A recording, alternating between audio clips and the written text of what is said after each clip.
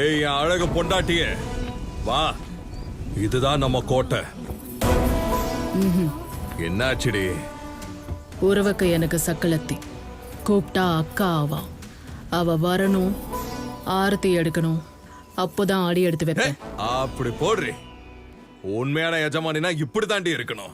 எஜமா பொண்டாட்டினா அது நீ தாண்டி. அவ வருவாடி. ஏ மீராபாய், என் பெரிய பொண்டாட்டி, உனக்கு தங்கச்சி வந்திருக்கா.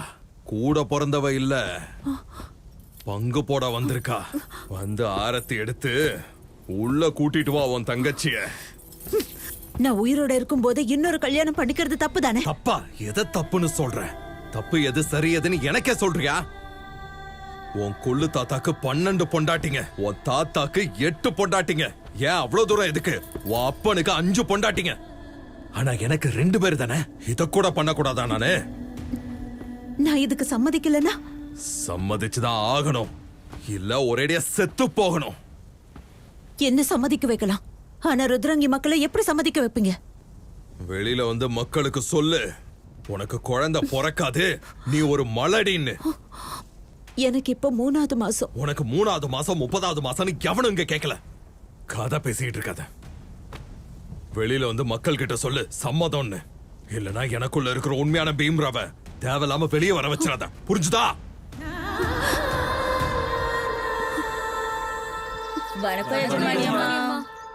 ருத்ரங்கி மக்களுக்கு வணக்கம். எஜமானுக்கு வாரிசு இல்லைன்னா ருத்ரங்கி தலைமுறையும் அழிஞ்சு போயிடும். இன்னொரு எஜமான நம்ம பார்க்க முடியாது. அதான் என்னோட சம்மதத்துல 2வது கல்யாணம் நடந்துச்சு. இதுல எஜமானோட தப்பு எதுவும் இல்ல. ஏய் ஜுவாலாபாய், என் பெரிய பொண்டாட்டி மீராபாய் உனக்கு ஆரத்தி எடுக்க வந்திருக்கா. வா.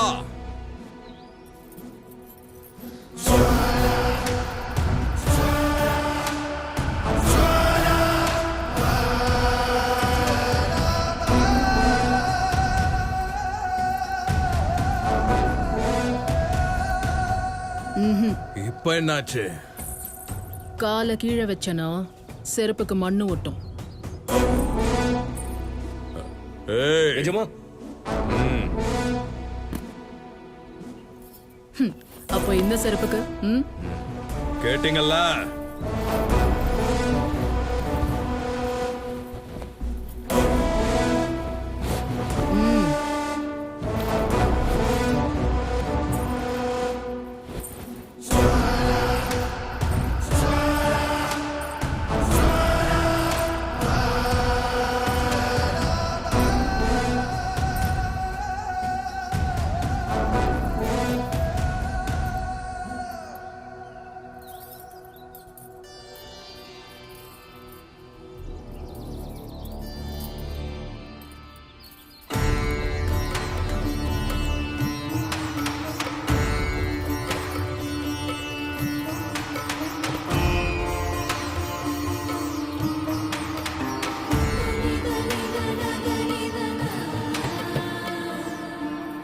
உன்னோட பேர் சொல்லணும்னு தெரியாதா? யோ புருஷா, நான் உனக்கு என்ன ஆவேன்? எனக்கு பொஞ்சாதி. கல்யாணத்துக்கு முன்னாடி என்ன சொன்ன? எனக்கு தேவதன்னு. கேட்டீங்களாடா அடிமைகளா? எஜமானுக்கே தேவதனா உங்களுக்கு நான் என்ன ஆவேன்? பெரிய தேவதை ஜுவாலாபாய் தேஷ்முக். கேட்டல்ல, அதான்.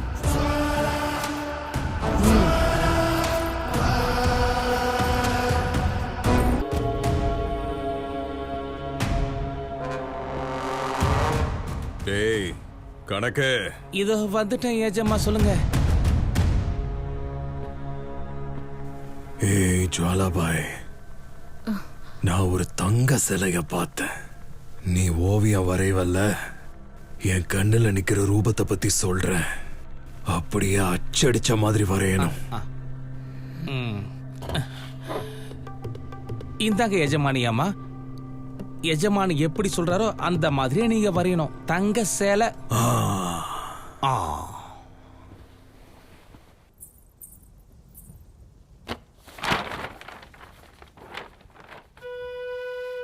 சொல்றத கேட்டு ஒழுங்கா வரைவியா?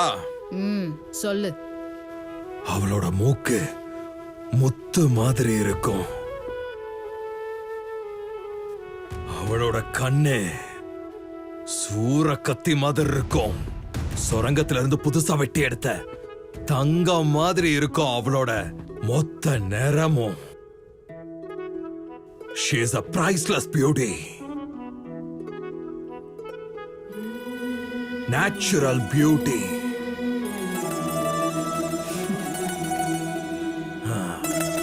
Black beauty.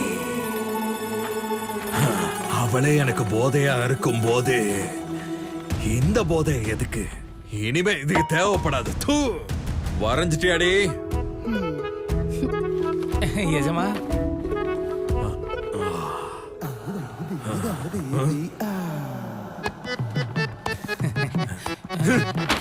எஜமா என்ன மோகர கட்டா உனக்கு? இதுல வாஸ்து சுத்தமா சரியில்லை. போ, இதை நீயே வச்சுக்கோ. என்ன ஓவியத்தை வரைஞ்சு வச்சிருக்க? தூ, உதவா கரையா வந்து வாச்சிருக்கு. சொன்னது நீங்க, வரைஞ்சது அவங்க. நடுவுல நான் என்ன பாவம் பண்ணேன்? ஆ, ஆ.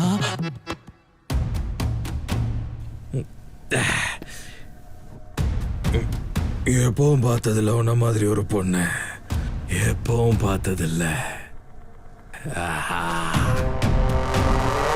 வணக்கம் எஜமா. மல்லேஷ், வந்துட்டியாடா? வா வா வா. அந்த கடவுள் இருக்கார்ல, அவர் கேட்டதை கொடுப்பாரான்லாம் எனக்கு தெரியாது. ஆனா நீ கொடுப்ப, நீ கொடுப்படா, நீ கொடுப்ப. நான் இன்னைக்கு ஒரு தங்க சிலைய பார்த்தேன்டா. அவ யாரு என்னெல்லாம் என்ன கேட்காத. நீ போய் அவளை கோட்டை கூட்டு வா. கண்டிப்பா எஜமா. சீக்கிரம் போய் கூட்டு வா. போடா எஜமா. சீக்கிரம் போ. அவன் எனக்கு சொந்தமானவன்.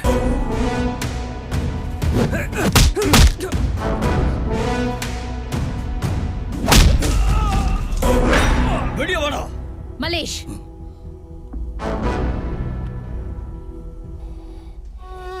இந்த குழந்தைய ருத்ரனோட குழந்தை மாதிரி வளர்க்கணும். அக்காவுக்கு சத்தியம் பண்ணிருக்கேன். சத்தியத்தை காப்பாத்தாம விட மாட்டேன். இந்த கோட்டை பள்ளிக்கூடமாகும். இந்த ஊரே வளமா செழிப்பாகும்.